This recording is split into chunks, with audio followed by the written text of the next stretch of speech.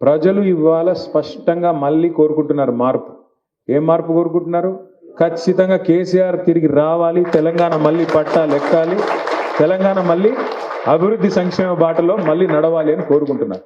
సరే, మధ్యలో మీ ఎమ్మెల్యే ఆటలో అరటిపోయాడు, ఆయనదే ఉందిలే పాపం. కానీ ఇక మా కాంతారావు అనేమో ఆయన పోయాడు పోలేదు, ఇంకా బతికే ఉన్నాడు. మా కాంతని అంటున్నాడు, మళ్ళీ ఇంకొకరు అంటున్నారు పోయాడు.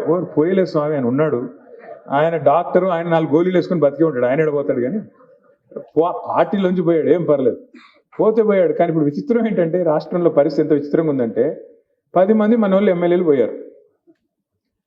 మరి టీవీ వాళ్ళు పోయి అడుగుతున్నారు, ఏ పార్టీలో ఉన్నావా? మొన్న ఆయన కడియం శ్రీగారు చెప్తున్నాడు అడ్డదిడ్డంగా, ఏ పార్టీలో ఉండాలో ఆ పార్టీలో ఉన్నా.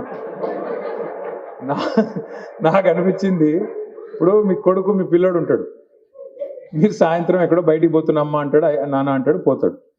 10:30కి ఇంకా ఇంటికి రాలేదు. మీరు ఫోన్ చేశారు, అరే ఎక్కడున్నారా అని అడిగారు. నేను ఎక్కడుండాలో అక్కడే ఉండా అన్నాడు అనుకో, దవడ మీగలు ఒకటి పీకాలనిపించదు. ఇలా అతి తెలివి ఎక్స్ట్రా యాక్టింగ్లు. పోతే పోయారు, చెప్పి సావచ్చు కదా, అంత భయం ఎందుకు? చెప్పు దమ్ముంటే నేను పోయాను కాంగ్రెస్లోకి, ఎదుర్కొంటా ఉప ఎన్నికని మొగాడు అయితే రా, చూసుకుందాం భద్రాచలంలో. ఇంత భయం ఎందుకు? ఇంత భయం ఎందుకు రాజకీయంలో? ఇంత భయం ఎందుకు? నిజంగానే మీరు పొడిస్తే 22 నెలల్లో అంత పోటుగాళ్ళు అయితే రా. రేవంత్ రెడ్డి అంత పోటుగాడు కదా, మరి ఎన్నికలకు ఎందుకు భయపడుతున్నావు? సర్పంచ్ ఎన్నికలు పెట్టాలంటే భయం, జెడ్పీటీసీ పెట్టాలంటే భయం, ఉప ఎన్నికలు ఎదుర్కోవాలంటే భయం, కానీ బయటికి మాత్రం మేకపోతే గాంభీర్యం. ఏమని? మనం చాలా అద్భుతంగా చెప్తున్నాం ఇందిరమ్మ రాజ్యం.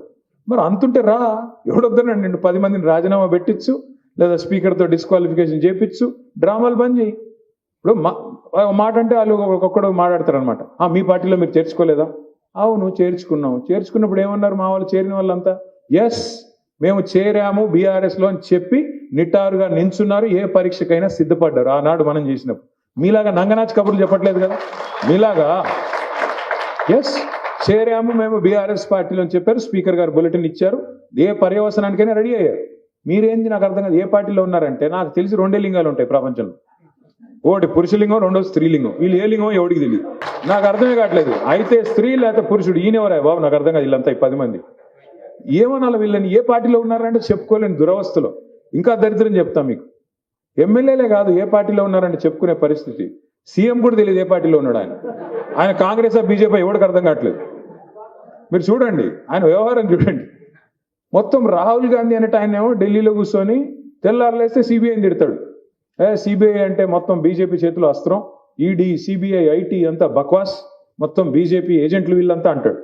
మరి ఇక్కడున్న రేవంత్ రెడ్డి ఏమో అదే సిబిఐ ముద్దంటే ఈయనకి, కేసీఆర్ గారి మీద అర్జెంట్గా సిబిఐ పెట్టండి అంటాడు.